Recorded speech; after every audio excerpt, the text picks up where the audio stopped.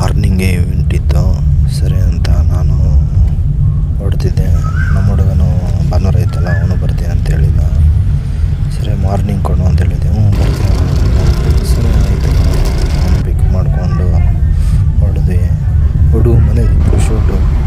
ಸರಿ ಅಂತ ಹುಡುಗ ಮನೆಯಿಂದ ಶೂಟ್ ಮಾಡ್ಕೊಂಡು ಅಲ್ಲಿ ಹುಡುಗಿ ಇದು ಮೇಕಪ್ ಎಲ್ಲ ತೊಗೊಬೇಕಾಯ್ತು. ಆಮೇಲೆ ದೇವಸ್ಥಾನಕ್ಕೆ ಬರಬೇಕಾಯ್ತು.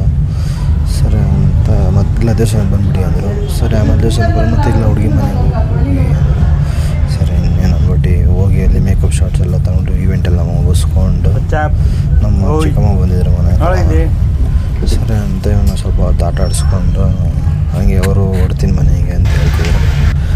ಸರಿ ಆಯಿತು ಬಿಡು ಅಂದ್ಬಿಟ್ಟು ನಾನು ಇದು ಎಲ್ಲ ನಾವು ಊರಿಗೆ ಹೋಗ್ತಿದ್ವಲ್ಲ. ಸರಿ ಆಯಿತು ಬಿಡು ಅಂದ್ಬಿಟ್ಟು ನಾನು ಪೇಪರೆಲ್ಲ ಕಪ್ಪಿ ಹಾಕ್ಸ್ಕೊಂಡಿದ್ದೆ. ನೋಡಿ ತುಳಸಿ ಗಿಡ ತೋರಿಸಿದ್ದೆ ಮೊನ್ನೆ ಒಂದು 3 ದಿವಸ ಹಿಂದೆ.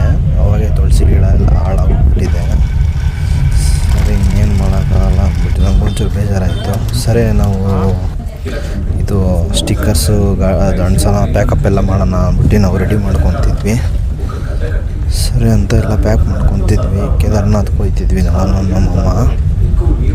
ಸರಿ ಅಂತ ನಮ್ಮಮ್ಮ ಎಲ್ಲ ಚೆಕ್ ಮಾಡ್ತಿದ್ರು, ಹೆಂಗಿದೆ ಎಲ್ಲ ವಿಸಿಟ್ ವರ್ಕ್ ಆಯ್ತಿದೆಯಾ ಅಂತ ನೋಡ್ತಿದ್ರು. ಸರಿ ನಾನು ನೋಡ್ಕೊಂಡು ಹಾಕ್ಕೊಂಡೆಲ್ಲ ಬಟ್ಟೆಗಳೆಲ್ಲ ತಂದಿದ್ವಲ್ಲ ಹೊರಗಡೆಯಿಂದ ನೋಡಿದ್ವಿ ಎಲ್ಲ ಆಗ್ತಿದೆಯೋ ಇಲ್ವೋ ಅಂತ. ನಮ್ಮಮ್ಮ ಹಾಕ್ಕೊತಿದ್ರು, ಚೆಕ್ ಮಾಡ್ತಿದ್ರು. ಸರಿ ನಮ್ಮಣ್ಣ ಬ್ಯಾಗ್ ಬೇರೆ ತಂದಿದ್ದ, ಇದು ಡೆಕಾಥ್ಲಾನ್ನಿಂದ. ಸರಿ ಅಂತ ನೋಡಿದ್ವಿ, ಬ್ಯಾಗು ಚೆನ್ನಾಗಿದೆ. ಸರಿ ಭಾಳ ಚೆನ್ನಾಗಿದೆ. ನನಗೆ ಬೇರೆ ನಿದ್ದೆ ಎಳಿತೈತೆ, ಯಾವ್ದು ಇಟ್ಕೊಂಡಿದ್ದೀನಿ ಯಾವ್ದು ಇಟ್ಕೊಂಡಿಲ್ವೋ ಗೊತ್ತಾಯ್ತಾನೇ ಇಲ್ಲ ನನಗಂತೂ. ಸರಿ ಏನು ಮಾಡೋಕ್ಕಾಗಲ್ಲ ಅಂತ ನಮ್ಮಮ್ಮನೇ ಎಲ್ಲ ಹಿಡ್ಕೊಂಡಿದ್ದೀನಿ ಅಂತ ಹೇಳಿದ್ರು. ಸರಿ ಬಿಡು ಅಂತ.